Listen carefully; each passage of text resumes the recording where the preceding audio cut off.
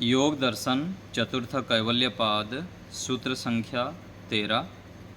सूत्र है ते व्यक्त सूक्ष्मा गुणात्मानः। शब्दार्थ है ते तीनों कालों में रहने वाले धर्म अर्थात पदार्थ व्यक्त सूक्ष्माः प्रकट और अप्रकट, गुणात्मानः सत्व रजस तमस इन तीनों गुणों के ही स्वरूप हैं। सूत्रार्थ है वर्तमान काल में रहने वाले प्रकट पदार्थ व्यक्त कहलाते हैं और भूत व भविष्यत काल में रहने वाले अव्यक्त अर्थात अप्रकट पदार्थ सूक्ष्म कहलाते हैं। तीनों कालों में रहने वाले ये प्रकट और अप्रकट पदार्थ सत्व रजस तमस इन तीनों सूक्ष्म द्रव्यों के ही स्वरूप हैं अर्थात इन्हीं से निर्मित हैं। यहाँ प्रकरण पीछे से क्या चल रहा है, वासनाओं के विषय में, जो पीछे सूत्र 11वां आया था। वासनाएं हेतु फल आश्रय आलंबन, जो वासनाएं हैं उसके कारण से उत्पन्न होते हैं और वह वासनाएं नित्य हैं अथवा अनित्य है, सदा रहते हैं अथवा उसको नष्ट भी कर सकते हैं। जो हमारे दोष हैं जिसके कारण हम पीड़ित रहते हैं, बाधित रहते हैं, वो कब से है, तो पीछे सूत्र में भी देख रहे थे कि वह हर समय यहाँ पर उपलब्ध तो रहते ही हैं, लेकिन काल भेद से वो हम उससे ग्रसित होते रहते हैं।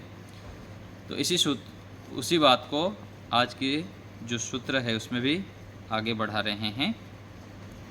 तो यहाँ पर जो भी हमें सुख दुख मिलता है वह हमारे कर्मों के आधार पर, इसी जीवन में किए हुए कर्म अथवा पीछे कई जन्मों से जो हमारा कर्म जिस प्रकार संग्रहित है वो साथ साथ मिले जुले होकर हमको कर्म का फल पहले तो जाति आयु भोग के रूप में मिल जाता है यहाँ पर, और उसके आधार पर फिर हम जो कर्म करते हैं उससे फल मिलता है हमको। तो यहाँ पर हमको ये ध्यान देना चाहिए कि हम जो कर्म करते हैं मन से, वाणी से और शरीर से, तीनों ये साधन हैं। और योग दर्शन में जो यहाँ पर विशेष बल दिया जाता है कि हम मानसिक रूप में कैसे अपने दोषों को दूर करें, क्योंकि योग अर्थात क्या है, चित्त की वृत्तियों को रोकना और परमात्मा के स्वरूप में युक्त होना। वास्तविक योग का स्वरूप तो यही है, और योग जो मुख्य भाग है चित्त के स्वरूप को, चित्त की वृत्तियों को रोकना, उसके लिए हमें ऋषि पतंजलि जी ने योग दर्शन के माध्यम से बार बार संकेत कर रहे हैं कि इन उपायों को हम अपनाएं, जिससे कि हम अपने चित्त की वृत्तियों को रोक सकते हैं और फिर उसके आगे जो प्रक्रिया है परमात्मा के स्वरूप में स्थित हो सकते हैं। और ये चित्त के वृत्तियों को रोकना कठिन भी है और सरल भी है। प्रत्येक कार्य हमारे ऊपर निर्भर करता है कि उस कार्य को हम कठिन बनाते हैं अथवा सरल बनाते हैं। यदि हम श्रद्धापूर्वक उस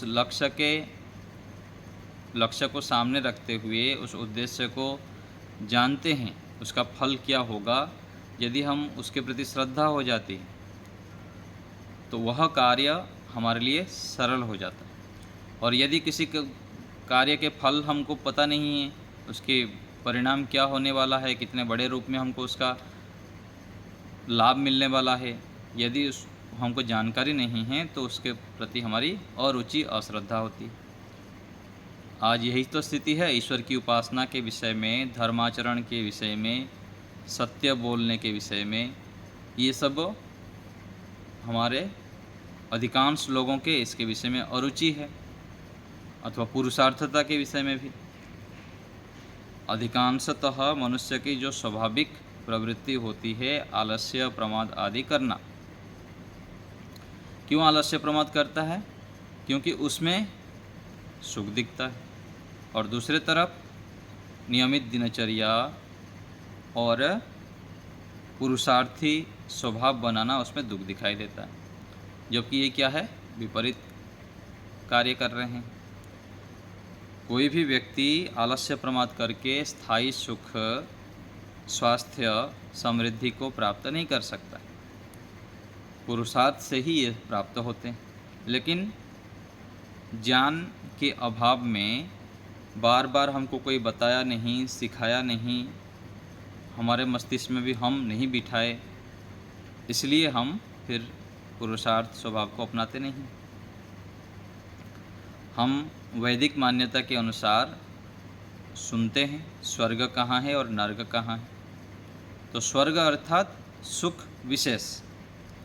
यदि व्यक्ति के जीवन में रात को जल्दी सोना, जल्दी उठना, समय पर, रात को जल्दी समय पर सो जाना, सुबह जल्दी समय पर उठ जाना, और प्रत्येक दिन व्यायाम करना, प्राणायाम करना, ध्यान करना, समय पर भोजन कर लेना, दिन भर व्यस्त रहना, अच्छे अच्छे कार्यों को करना समाज राष्ट्र के लिए, अपने आत्म कल्याण के लिए, यदि नियमित रूप में हम कर रहे हैं तो हम अभी स्वर्ग में हैं। और यदि इससे विपरीत देखें, यदि हमारे रात को सोने का समय निश्चित नहीं है, सुबह उठने का समय निश्चित नहीं है, प्रत्येक दिन हम नियमित संकल्प करते, व्यायाम नहीं करते हैं, प्राणायाम नहीं करते हैं, ध्यान नहीं करते हैं, समय पर भोजन नहीं करते हैं, और दिन भर व्यस्त नहीं रहते हैं अपने कल्याण के लिए, समाज राष्ट्र के कल्याण के लिए यदि हम पुरुषार्थ नहीं करते हैं, दूसरे को सुख नहीं बांटते हैं, तो फिर हम या तो अभी दुख भोगते हैं कहीं ना कहीं,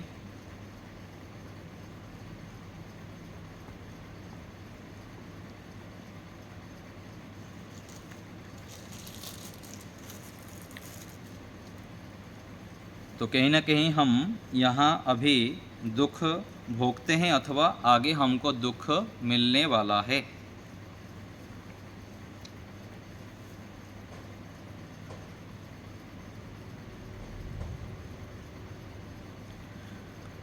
तो ऐसे हमको मानना चाहिए, और जो बुद्धिमान व्यक्ति है वो पहले से समझ लेता है, सावधान हो जाता है, और उसी प्रकार से आगे के लिए भी अपना सोचता है। एक तो अभी स्वर्ग है जितना हमको सुख मिलता है, और आगे फिर अगले जीवन के लिए भी, अथवा जो आगे आने वाला समय है, वृद्ध काल का समय है, उसके लिए भी वह फिर सतर्क हो जाता है।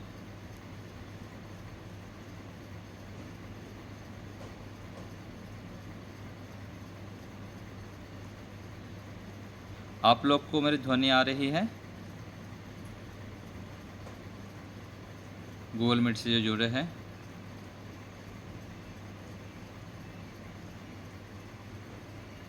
ओम, सुदेशना माता जी, विक्रम जी,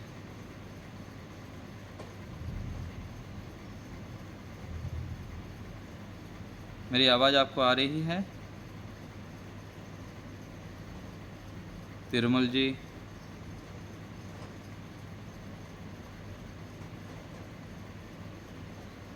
ओम ओम, भानुमति माता जी,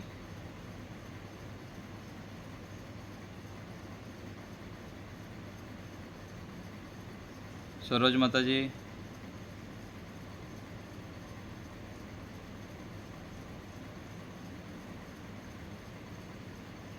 मेरी आवाज़ आपको आ रही है क्या?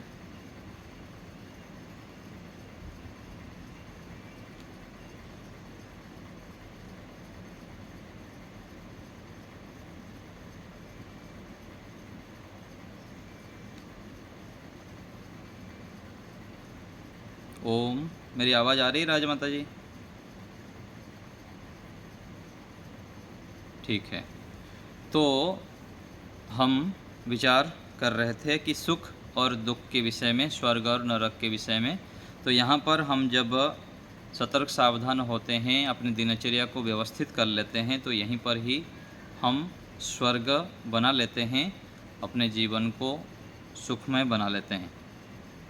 और आगे चलकर फिर धीरे धीरे हमारे बुद्धि का स्तर, बौद्धिक स्तर इतना बढ़ जाता है कि हम जो ऋषियों ने हमको बताना चाह रहे हैं, हमको जिस रास्ते पर ले जाना चाहते हैं अथवा जिस ऊंचाई पर हमको ले जाना चाहते हैं, उसके प्रति भी हम जागरूक हो जाते हैं और फिर उस स्थिति को हम प्राप्त भी कर लेते हैं। तो इसलिए हमको इस रूप में इन विषय में सोचना चाहिए, विचारना चाहिए। और यहाँ पर जो योग दर्शन का विषय है, दर्शनों का जो विषय है, वो सूक्ष्म जो बातें हैं जीवन के अथवा सूक्ष्म दोष जो हमारे हैं उसको कैसे हम हटाएं और स्थायी सुख की ओर कैसे बढ़े, उसको बताना चाहते हैं। तो यहाँ पर सूत्र संख्या 13 में इस बात को हम देखते हैं। आगे हिंदी भाग में देखिए, इस सूत्र में यह बतलाया है कि वे धर्म, प्रकट और सूक्ष्म तत्व आदि गुण स्वरूप हैं। जो वासनाओं के विषय में आया था कि अतीत, कुछ तो दोष ऐसे होते हैं, वासनाएं जो होते हैं अतीत हो जाते हैं, और कुछ वर्तमान रहते हैं, और कुछ आगे हमको मिलने वाले होते हैं।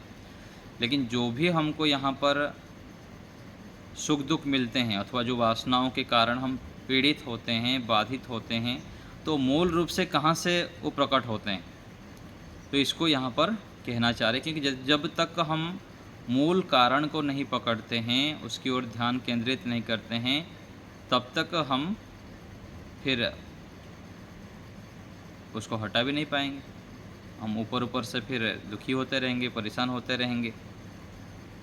तो इसी को यहाँ पर कहना चाह रहे हैं कि समस्त दुखों से, बंधनों से छूटकर नित्यानंद मोक्ष को प्राप्त करने के लिए 3 सत्तात्मक पदार्थों को जानना आवश्यक है, अनिवार्य है। आवश्यक भी है और अनिवार्य भी है। उनमें से एक जड़ प्रकृति है, वह व्यक्त और अव्यक्त रूप में रहती है। प्रकृति कैसे रहती है? व्यक्त रूप में भी और अव्यक्त रूप में भी। कुछ लोग इसकी अव्यक्त अवस्था को ना जान सकने के कारण इसको नहीं स्वीकार करते हैं। इस विषय में यह कहा जा रहा है कि प्रकृति नामक जड़ पदार्थ सत्तात्मक है। जो ये संसार है, ये क्या है? सत्तात्मक है। ये एक विद्यमान है, यहाँ पर कोई स्वप्नवत नहीं है। बहुत सारे लोग ऐसे ही मानते हैं कि जगत मिथ्या है। जगत को क्या मानते हैं? मिथ्या है, कुछ भी नहीं है यहाँ पर, बस ऐसे ही स्वप्नवत चल रहा है। ऐसे लोग कुछ गलत मान्यताएं बना रखें। तो प्रकृति क्या है? सत्तात्मक है, यहाँ पर विद्यमान है। यह व्यक्त अव्यक्त रूप में रहता है। ये सत्व, रजस, तमक नामक पदार्थ जब कार्य रूप को धारण कर लेते हैं तब दृष्टिगोचर होते हैं, और जब प्रलय को प्राप्त होकर कारण रूप को धारण करते हैं तब दृष्टिगोचर नहीं होते हैं, किंतु अव्यक्त रूप में रहते हैं। अव्यक्त रूप में रहते हैं, कभी भी नष्ट नहीं होते हैं। जैसे पीछे हम चर्चा कर रहे थे कि ये जो दोष आदि हैं उस वस्तु के अंदर छिपा हुआ है। माता जी म्यूट कर दीजिए, सावित्री माता जी।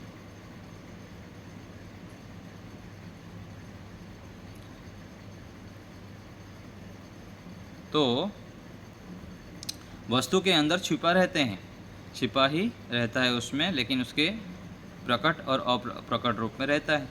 ऐसे ही प्रकृति के विषय में भी हमें समझना चाहिए। जो भी यहाँ सृष्टि में दिखाई दे रहे प्रकृति, मूल जब सृष्टि उत्पत्ति काल है, जब चल रहा है, तब तो प्रकट रूप में रहता है, और जब सृष्टि का प्रलय अवस्था हो जाती है तो उस समय अप्रकट रूप में ऐसे ही पड़ा रहता है। सत्व आदि तीनों गुणों से महत्तत्व की उत्पत्ति, महत्तत्व से अहंकार की, और अहंकार से 10 इंद्रियां, मन और 5 तन्मात्राओं की उत्पत्ति होती है।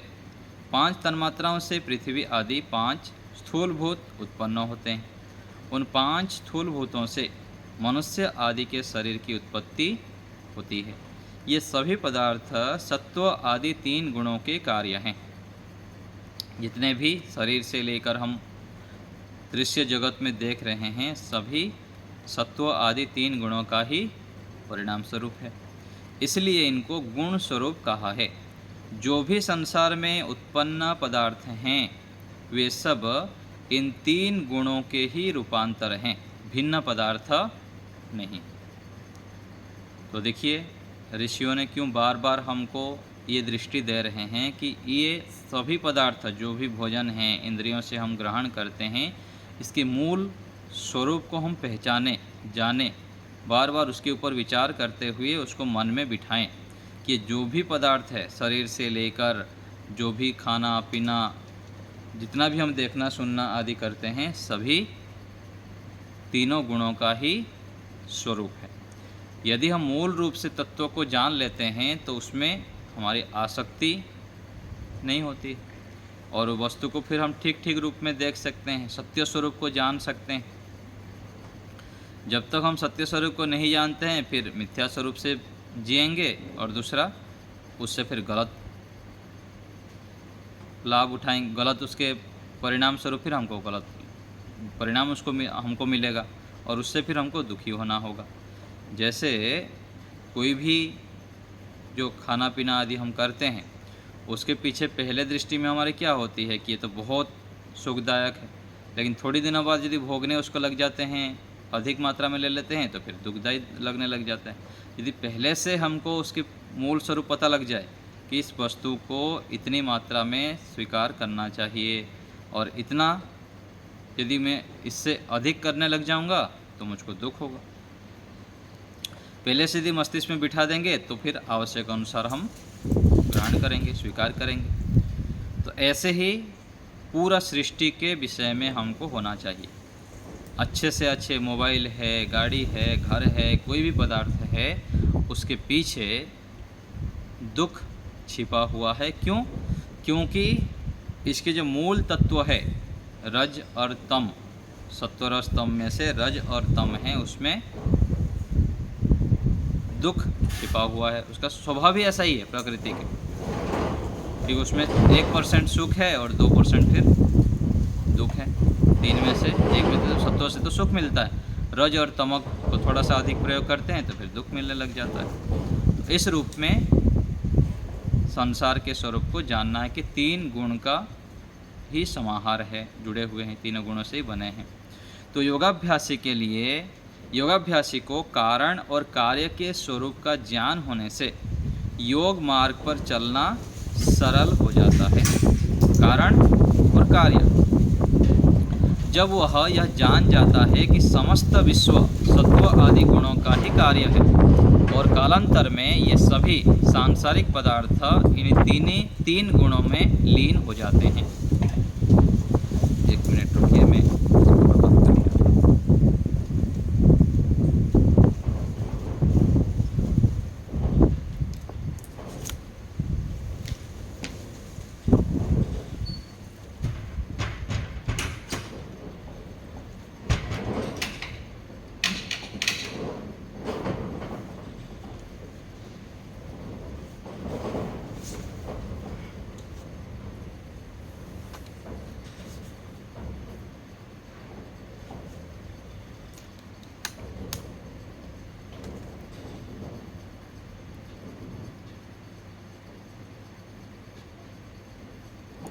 तो जो भी यह प्रकृति से बना हुआ है, तो ये क्या है? कारण से कार्य। प्रकृति मूल कारण है और बाकी सब पदार्थ कार्य है। तो कारण कार्य का ठीक ठीक ज्ञान होने से फिर हम उससे, उस वस्तु से लाभ उठाने में सरलता होती है। जब वह यह जान जाता है कि समस्त विश्व सत्व आदि गुणों का ही कार्य है और कालांतर में ये सभी सांसारिक पदार्थ इन्हीं 3 गुणों में लीन हो जाते हैं, तब ईश्वर के ज्ञान, बलपूर्वक सांसारिक पदार्थों की उत्पत्ति को देखकर योगी इन पदार्थों के रचयिता ईश्वर को भी अच्छे प्रकार से जान जाता है। तो क्या कहना चाहे अभी देखिए फिर से कि जब समस्त विश्व को हम सत्व आदि गुणों का ही कार्य मानते हैं और ऐसे मानकर कालांतर में ये सभी सांसारिक पदार्थ इन्हीं तीनों गुणों में ही लीन हो जाएगा, ऐसे निश्चित कर लेते हैं, तब ईश्वर के ज्ञान को हम प्राप्त करना चाहते हैं, ईश्वर से जुड़ जाते हैं और बलपूर्वक सांसारिक पदार्थों की उत्पत्ति को देखकर, क्या कह रहे हैं, बलपूर्वक हमको ये मन में बिठाना पड़ता है बार बार प्रयत्न करके कि सांसारिक पदार्थ जो ये दिख रहा है सब ये प्रकृति से ही उत्पत्ति हुई है, प्रकृति का ही ये रूपांतर है। ऐसे मानकर उसको जो बनाने वाला है रचयिता ईश्वर को भी अच्छे प्रकार से जान जाता है। यहाँ होता है ना, कोई अच्छी चीज़ हम भोजन करते हैं, कुछ खाते हैं तो हम सोचते हैं ना कि इसको बनाने वाला कौन होगा, उसको मिलना चाहिए, उसको देखना चाहिए। किसी संतान यदि अच्छे होते हैं तो उनकी माताजी के विषय में सोचते हैं कि ये संतान इतना अच्छा है, ये व्यक्ति इतना अच्छा है, तो उसकी माताजी कितने अच्छे होंगे, कितना अच्छे प्रकार से इसका पालन किए होंगे। तो इसी प्रकार से सृष्टि को जब हम बार बार विचार करते हैं, सृष्टि रचना को देखते हैं, तो उसकी जो रचयिता है परमपिता परमेश्वर के प्रति हमारी अत्यंत श्रद्धा भक्ति आदि उत्पन्न होते हैं।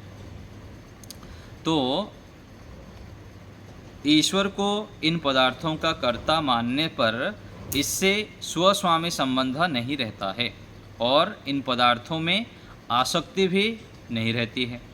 इत्यादि प्रयोजनों की सिद्धि के लिए तीन गुणों और उनके कार्यों का परिज्ञान करना चाहिए।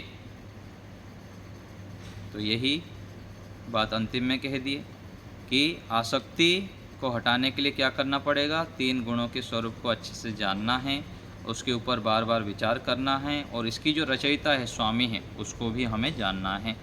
तब जाके ये जो आसक्ति है संसार में भिन्न भिन्न प्रकार से हमारे अंदर जो आसक्ति होती है व्यक्तियों के प्रति, वस्तुओं के प्रति, और ये आसक्ति एक दिन में हट जाएगा, हम सुन लेंगे कुछ बार, तो ऐसे भी नहीं होगा, मुश्किल है।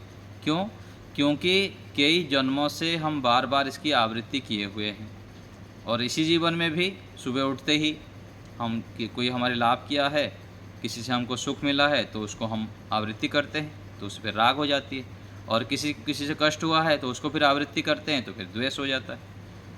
तो हजारों बार लाखों बार जो आवृत्ति किए हुए हैं हम, एकाएक थोड़ी छूट जाएगा, हम थोड़ा सुन लिए पढ़ लिए, उसको ज्ञान पूर्वक ज्ञान को उभारते हुए बार बार जब ईश्वर से सहायता लेते हैं पुनः यह हटाने में हमको सहायता होती है।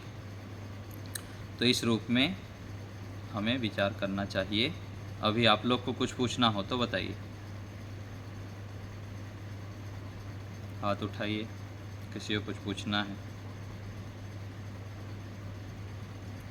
जी माता जी बोलिए, सुदेशना माता जी।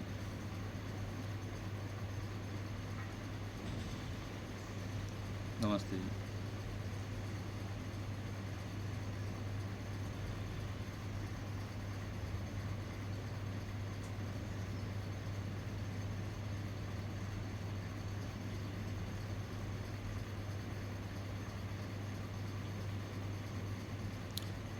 नहीं, इसमें थोड़ा सा जैसे लिखा है उसी प्रकार से अर्थ करेंगे हम कि ईश्वर का ज्ञान होता है तब जब ये सब करते हैं ना, तो ईश्वर की ज्ञान प्राप्ति के लिए वो प्रयत्न करता है, जो संसार की रचयिता है उसको जानने के लिए प्रयत्न करता है, और सांसारिक पदार्थों की उत्पत्ति को हमें समझने के लिए थोड़ा सा मेहनत तो करना पड़ता है, बल लगाना पड़ता है, तब फिर हम इसकी रचयिता को जानना चाहते हैं और उसके लिए पुरुषार्थ करते हैं, बल लगाते हैं। ऐसे भी अर्थ कर सकते हैं, और आप जैसे बता रहे हैं कि वैसे भी करना चाहे तो करिए, ठीक है। हाँ, योगी योगाभ्यासी जो है, साधक व्यक्ति है, इन तीनों वस्तुओं के स्वरूप को ठीक ठीक जानने का प्रयत्न करता है, और दूसरे तरफ उसकी जो रचयिता है उसको भी जानने के लिए प्रयत्न करता है, और ऐसे धीरे धीरे आगे बढ़ता रहता है तो जान भी लेता है सृष्टि की रचयिता को।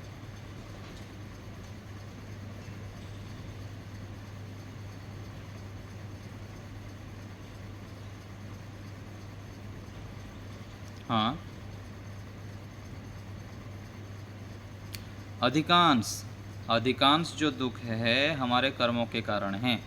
अपवाद रूप में कुछ कुछ तो दूसरे के कारण हमको मिलता है ना। अधिकांश जो है वो अपने ये के कारण हैं। हम यदि पुरुषार्थी बनेंगे, ज्ञानी बनेंगे, है ना, अच्छे अच्छे कार्य करते जाएंगे तो हमारा ज्ञान का स्तर इतना होगा कि दूसरे हमको बाधित करना चाहेंगे, दूसरे पीड़ित करना चाहेंगे, तब भी हम एक सीमा तक उस दुखों को, कष्ट को हटा सकते हैं, उससे रक्षा कर सकते हैं। उससे कई बार अधिक हो जाते तो कई बार हमारे बस में नहीं होता है, लेकिन अधिक तक तो हम अपने ज्ञान के स्तर को बढ़ा के, साधना के स्तर को बढ़ा के, अपने पुण्य कर्माशयों के कारण इतना परिपक्व बन सकते हैं, मजबूत बन सकते हैं कि अधिक से अधिक हम दुखों को रोक सकते हैं, उससे बच सकते हैं।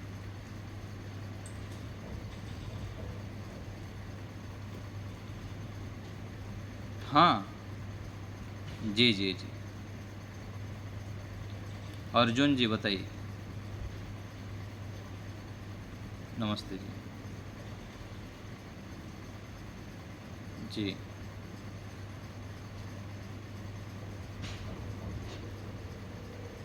हाँ जी।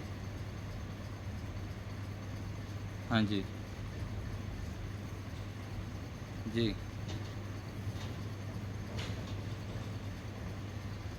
हाँ, प्रमाण जो होते हैं, 8 प्रमाण ऐसे न्याय दर्शन में कहा जाता है, और उसको संक्षेप में जब ले आते हैं तो 8 में से जो 4 प्रमाण हैं, ऐतिह्य है, अर्थापत्ति है, संभव है, और एक हो गया अभाव। ये 4 प्रमाण जो है चारों के अंदर आ जाते हैं। कुछ तो शब्द प्रमाण में आ जाते हैं, ऐतिह्य, और बाकी 3 जो है अनुमान प्रमाण के अंदर आ जाते हैं। ऐसे करके 4 प्रमाण भी कह दिया जाता है, और उसको भी और थोड़ा सा ये कर दें तो 3 प्रमाण हो जाता है ना। तो इसीलिए हमको प्रमाण इस रूप में मानना चाहिए। शब्द प्रमाण है, अनुमान प्रमाण है और प्रत्यक्ष प्रमाण है ना। और आगे चलकर और एक जोड़ देते हैं तो फिर उपमान प्रमाण हो जाता है। तो किसी में विरोध ही नहीं है। विरोध तब होता है, देखिए शास्त्र को जब हम पढ़ते हैं हमको एक चीज़ समझना चाहिए कि जो बात दो व्यक्ति दो बात बताए कि यहाँ ये कोई बोल रहा है रोटी खाना चाहिए, कोई बोल रहा है चावल खाना चाहिए, है ना? क्या कहा हो, ये बोला कि रोटी खाओ शरीर के लिए अच्छा है, और दूसरे कहते कि चावल खाओ शरीर के लिए अच्छा है। यदि कोई नहीं कहे कि चावल ही खाओ, रोटी खाने से आपके लिए हानि है, ऐसे यदि बोलेंगे तब टकराव होगा। तो इसीलिए जो प्रामाणिक ग्रंथ है, ऋषि दयानंद जी हैं और भी ऋषि लोग हैं, इनके ग्रंथों में कभी से टकराव नहीं होगा। वो अपने ढंग से अपनी बातों को रखते हैं, ये अपने ढंग से अपनी बातों को रखते हैं। इस रूप में हमको प्रमाणों के विषय में समझना चाहिए। ठीक है, और कोई बात?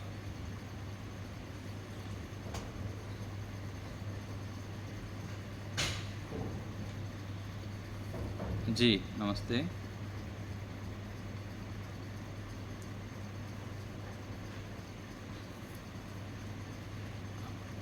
प्रमाण है, शब्द प्रमाण है, अनुमान प्रमाण है, और प्रत्यक्ष प्रमाण है, और एक उपमान प्रमाण है। ठीक है, प्रत्यक्ष प्रमाण, अनुमान प्रमाण, शब्द प्रमाण और उपमान प्रमाण, 4 प्रमाण। तिरुमल जी 1 मिनट रुकिए, मैं ईयरफोन को थोड़ा अंदर से देता हूँ।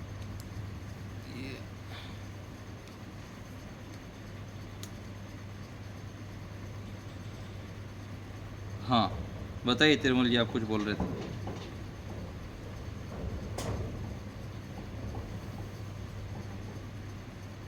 क्या कहना चाह रहे हैं आप?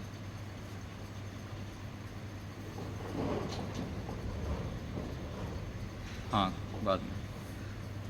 हाँ, और कौन हाथ उठाए हैं? सचदेवा साहब बोलिए।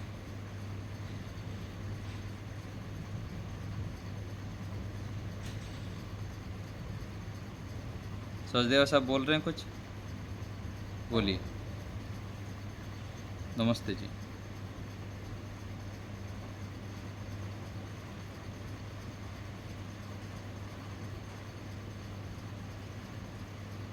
जी तो इसमें कहा गया कि गुणों का वास्तविक रूप दृष्टि में नहीं आता। गुणानाम परमम रूपम, गुणों का जो परम रूप अर्थात जो श्रेष्ठ रूप है वह न दृष्टिपथम रिच्छति, अर्थात दृष्टि में नहीं आती है। यत्तु दृष्टिपथम प्राप्तम, जो दृष्टिपथ प्राप्त हो रहा है, तन माया इव, माया इव अर्थात माया के समान, सुतुच्छकम अर्थात नाशवान है। एक आता है ना कि हिरण्मयेन पात्रेण सत्यस्य अपहृतं मुखम, जो संसार में हम देख रहे हैं ये क्या है, चमकीला सोने के परत में ढका हुआ है। उसके पीछे क्या है, ऊपर तो चमकीला दिख रहा है, शरीर जो है ऊपर चमड़ा दिख रहा है एक परत का, लेकिन पीछे क्या है, माया ही है। वास्तविकता तो अलग है, शरीर से पृथक जो आत्मा है वही मूल है, और संसार के पीछे जो संसार का पति है वो परमात्मा है। लेकिन यहाँ अज्ञानता के कारण हम इस माया में फंस जाते हैं और इसी में ही लिप्त होते रहते हैं। ऐसे हमको समझना चाहिए। इसी को ही यहाँ कहना चाह रहे हैं कि गुणों का जो वास्तविक रूप तो दृष्टि में नहीं आता है, लेकिन जो दृष्टि में आता है वो माया के समान नाशवान है, नष्ट होने वाला है। मूल प्रकृति तो अलग है। गुण अर्थात सत्वरस्तम गुण है। वास्तविक स्वरूप तो सूक्ष्म रूप है, और जो ये दिख रहा है सृष्टि, ये जो गुण उससे अलग है। जैसे दूध से घी बन जाता है, मक्खन बन जाता है, दूध तो अलग स्वरूप है, लेकिन दूध को जो फिर उसे प्रक्रिया कर देते हैं, इसमें छाछ बन जाता है, दही बन जाता है, मक्खन बन जाता है, और फिर घी बन जाता है, इस रूप में है।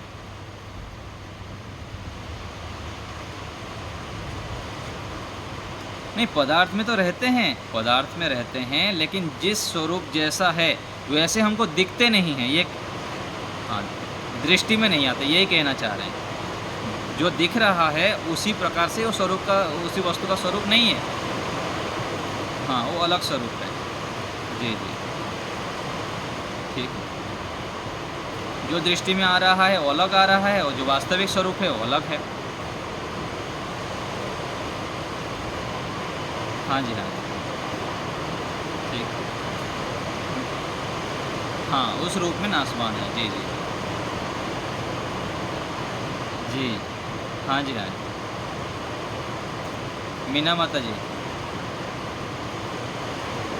नमस्ते। उपमान अर्थात बोलते हैं कि देखिए, किसी को आपको स्टेशन में लाने जाना है, किसी व्यक्ति को भेज रहे हैं कि जाओ उस व्यक्ति को स्टेशन से ले आना। मान लीजिए आपको बेटे को भेज रहे हैं कि एक व्यक्ति आ रहे हैं हमारे परिचित, उसको ले आना जाके। वो बोला मैं तो जानता नहीं हूँ कौन है। तो आप बोलते हैं कि हमारे पड़ोस में जो रहते हैं ना रामू, जैसे रामू हैं, जैसे देखने में जैसे दिखता है ना, उसी प्रकार से वो जो आ रहा है श्याम नाम से व्यक्ति, वैसा है, इसके तुल्य वह है। हम उसको उपमा देते हैं। उपमान प्रमाण ये है कि इसके तरह वो है।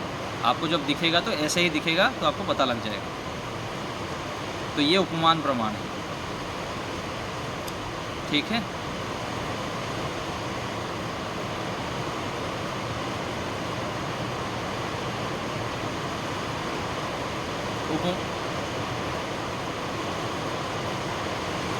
बारिश बोलते हैं, वर्षा भी बोलते हैं, बारिश भी बोलते हैं। हाँ, बादल, हाँ। नहीं, वो तो अनुमान प्रमाण है। वो जो होता है ना अनुमान प्रमाण है, ये उपमान प्रमाण है। उपमान अर्थात इसके तुल्य वह है, ये जैसे देख रहा है उसके तुल्य वह है। तुलनात्मक करते, उपमा देते हैं, है ना, उपमा, इसके तुल्य वह है, ये जो बोलते हैं, तो ये उपमान प्रमाण है, ठीक है। और वो जो आप बता रहे हैं बादल को देख के बारिश को ये होना, ये अनुमान प्रमाण है, ठीक है। पिता को देख के पुत्र का जो अनुमान करते हैं कि पिता है तो पुत्र संतान है, अथवा नहीं विवाहित पुरुष है, माता पिता को देखते हैं तो उसके संतान का अनुमान करते हैं, संतान को देखते हैं तो माता पिता का अनुमान करते हैं, ये अनुमान प्रमाण है। हाँ, धुएं से अग्नि का ज्ञान करते हैं, कहीं जब धुआं देखते हैं, तो ये अनुमान प्रमाण है, ठीक है। चलिए यहीं रखते हैं आज।